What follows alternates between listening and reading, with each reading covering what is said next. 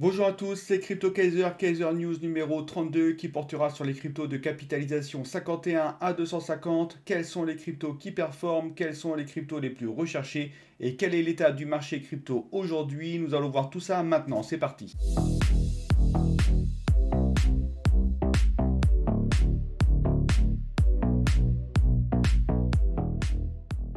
Avant de rentrer dans le vif du sujet, je vous rappelle qu'il y aura une nouvelle version du Kaiser News. La principale nouveauté, c'est que dorénavant, je présenterai l'ensemble des cryptos chaque jour. Donc tous les paliers seront présentés chaque jour, ce qui permettra à chacun de suivre ces cryptos quotidiennement. Je dois modifier en profondeur mon logiciel. Soit la nouvelle version sortira vendredi, mais je pense que ce sera plutôt lundi. Je vous tiendrai évidemment au courant.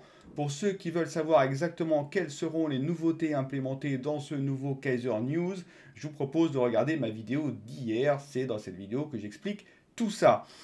Allez, commençons avec la capitalisation globale du marché au 6 mars 2023 qui s'est terminée à 1 h du matin. Pour rappel, je ne m'intéresse qu'aux clôtures. 1072 milliards de dollars avec une augmentation de 0,02%. Le Bitcoin est à 22 414 dollars avec une petite baisse de 0,08%. Autant dire que ça n'a quasiment pas bougé. L'Ethereum a pris 0,13% et les alcools 0,07%. L'analyse graphique du Bitcoin, comme vous pouvez le voir, c'est absolument mort. Il n'y a rien qui s'est passé. Donc je vous invite à regarder ma vidéo d'hier pour avoir l'analyse graphique complète. Mais à date, là, il n'y a pas eu d'évolution. Je continue avec le sentiment crypto, le fameux Fear and Greed. On a gagné une place, hein, on est vraiment neutre, 49. Le marché attend. Effectivement, côté graphique, on est plutôt en bas de range. En toute logique, on espère tous que ça devrait repartir au nord. La confiance est toujours de mise. Il n'y a pas eu de perte de confiance sur le marché crypto et ce malgré l'annonce de Silvergate. Ça, c'est toujours intéressant à savoir, ce qui veut peut-être dire que ça a déjà été pricé par le marché. On rejoint un petit peu notre trendline ici, comme vous pouvez voir sur l'évolution. Donc sentiment neutre, mais la confiance des investisseurs n'a pas été plus entamée que cela. Je continue maintenant avec l'analyse du top 15. Pareil, pas grand chose à vous dire. Il n'y a pas eu de changement notable au niveau du classement. Juste une chose, c'est que les volumes tendent à revenir, comme vous pouvez le voir. Donc ça peut être bon signe et annonciateur d'une éventuelle reprise du marché. Il n'y a que Ethereum qui repère 89%, mais ça c'est tout à fait logique. Il avait explosé au niveau volume sur la journée d'hier. Donc c'est plutôt une correction, donc pas de problème par rapport à ça. Je continue maintenant avec les meilleures variations. Donc sur la journée d'hier pour les cryptos de rang 51 à 250. En 1, c'est le Caspa qui a pris 11% avec une belle augmentation de volume, 13 places en plus. Le Caspa, ça c'est une blockchain qui utilise la preuve de travail, qui est extrêmement rapide et évolutive. C'est vrai qu'on en entend beaucoup parler de cette blockchain-là. Ensuite, on a le Gains Network, qui est une plateforme de trading décentralisée qui a pris 10% avec 13 places en plus.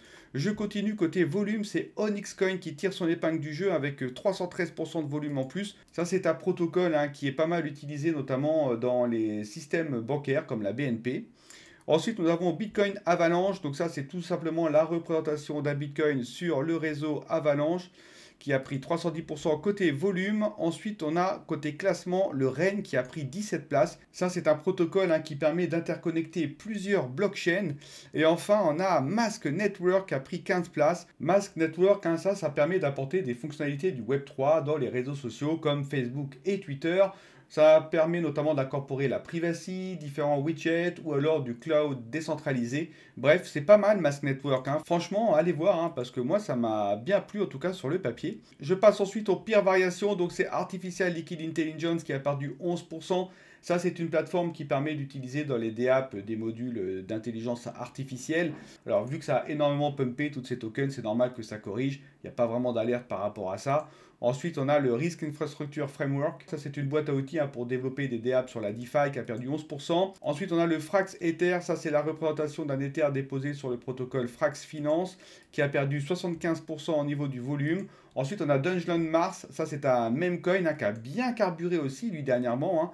Il a perdu 4% côté prix et 71% de volume, sûrement en retracement. Et ensuite, côté classement, on a Artificial Liquid Intelligence. J'en ai parlé, qui perd 16 places. Et Risk Infrastructure Framework qui lui perd 15 places. Je continue maintenant avec les tokens qui ont le mieux évolué sur les 48 dernières heures et les 7 derniers jours, et ce dans l'ensemble des composantes, rang, prix et classement. En 1, on a le Access Protocol Ça, j'en ai déjà parlé, hein. Ça, c'est une couche de monétisation pour les créateurs de contenu, hein. Grosso modo, on s'abonne à des pools de créateurs et du coup, on pourra avoir des rewards, tout comme les créateurs. C'est une très bonne idée. 43 places en plus, 58% de prix en plus. Ensuite, on a le Gains Network, ça, j'en ai parlé, hein, la plateforme de défis décentralisée qui prend 16 places. Ensuite, on a Gala, ça, j'en parle souvent dans mes vidéos. C'est une plateforme de e-gaming sur Ethereum, hein, qui a repris 15 points. Elle était en coin du jour, hein, d'ailleurs, celle-ci. Ensuite, on a Mask Network, j'en ai parlé, hein, qui a pris 16 places avec 13% d'augmentation de prix et 96% d'augmentation de volume. Et enfin, on a Bitgird, hein, qui est une blockchain ultra rapide, hein, 100 000 transactions en seconde et quasiment gratuite, enfin même gratuite. C'est tellement peanuts ce que ça coûte, c'est qu'on peut dire que c'est gratuit. Elle a pris 13 places et 8% d'augmentation de prix pour un volume de 131%.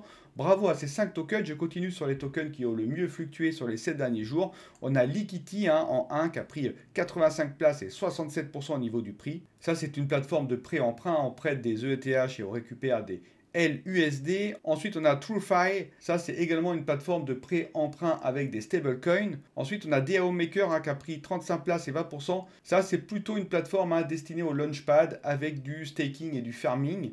Ensuite, on a Artificial Liquid Intelligence. Ça, vous voyez, c'était plutôt une correction, hein, parce que quand même, elle arrive dans le top 5. Là, elle a pris 27 places et 14% d'augmentation de prix. Et enfin, on a MX, hein, qui est le token de l'exchange MEX, qui lui a pris 47 places et 31% d'augmentation de prix. Je continue avec les tokens qui sont les plus recherchés. Donc en 1, on a Velodrome Finance, ça fait 2 fois qu'il revient celui-ci, hein. Il a pris 10% de prix, 29 places en plus. Ça, c'est du liquidity mining et swap sur le Optimism, hein, le layer 2, hein, ça a toujours le vent en poupe. Ensuite, on a Pendle, 17% et 59 places en plus. Ça, c'est un protocole de trading de rendement sur la DeFi, hein. C'est des produits dérivés, hein. Grosso modo, vous avez un ETH, il y a l'ETH et il y a ce qu'il peut rapporter. On le split en deux, on garde ce qu'il peut rapporter, c'est-à-dire la composante rendement, et c'est celle-ci qu'on va trader sur les marchés de la DeFi. Donc c'est pas mal, hein, ça inclut les dérivés, donc ça plaît forcément. Et ensuite, on a le DAO Maker, hein. Ça, je viens d'en parler, hein, il a été dans le top 5. Donc lui, il a pris 2% et 2 places en plus. Sur le calendrier économique, j'ai pas grand-chose à vous dire, hein, ça va être assez calme cette semaine, hein. On a pas mal de blabla côté Powell et côté Lagarde, mais rien de bien transcendant.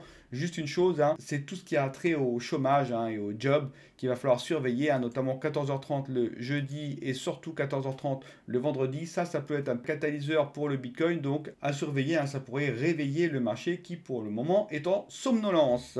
Je termine maintenant avec les coins de la semaine. Donc on a toujours Opulus, hein, qui va rester jusqu'à la fin de la semaine. Pas grand chose à vous dire pour le moment. Les coins ont un petit peu repris des couleurs, mais on reste toujours dans le négatif. Chromia est à moins 1,21%, Dotmoves à moins 10,46% et Opulus à moins 29,89%.